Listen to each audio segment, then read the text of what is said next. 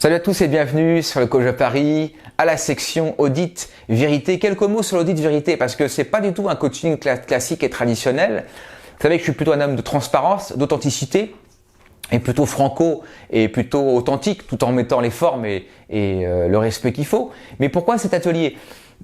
Parce que j'ai été assez parfois un petit peu ennuyé de voir des élèves aller chez des coachs en séduction et qui portaient en eux-mêmes finalement non pas des handicaps, mais des choses qui finalement pouvaient porter préjudice à leur évolution. Par exemple, un jour, j'ai vu récemment, il y a quelques années, j'ai vu un mec qui est venu en atelier de coaching séduction chez un de mes confrères et il était quelqu'un d'extrêmement obèse. Il était très très gros.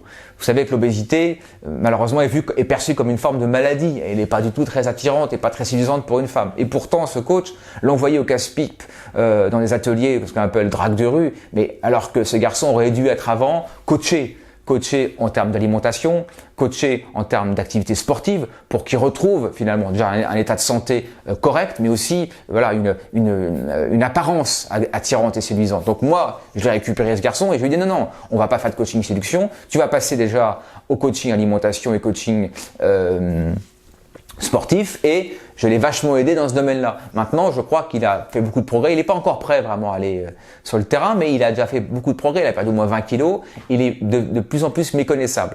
Voilà un petit peu un exemple. Un jour, j'ai eu aussi un garçon qui avait un accent un peu marqué, très cité, et il voulait conquérir des femmes parisiennes. Je lui ai dit, mais mon ami, je vais pas t'envoyer au casse-pipe avec ton accent très marqué cité, qui a son charme, il n'y a pas de problème. Je lui ai dit que tu vas mal passer, ça va mal faire. Je l'ai envoyé chez Mario, qui est un coach de rééducation vocale, notamment un chanteur, et on a retravaillé avec lui son accent pour le rendre plus parisien entre guillemets, plus accessible à la masse en général. Et depuis, il a fait des gros progrès, il est beaucoup plus audible, et il est beaucoup plus intéressant dans sa signature vocale. Et maintenant, je sais qu'il a eu une histoire avec une nana qui lui plaît, il est très heureux. Vous voyez, c'est un peu ça l'audit de vérité, c'est oser dire aux gens ce que beaucoup de monde n'ose pas vous dire et leur dire. Donc moi, audit de vérité, c'est un atelier que je fais régulièrement à Paris et qui est là pour mettre le doigt sur des choses que soit vous n'avez pas vues ou que vous ne voulez pas voir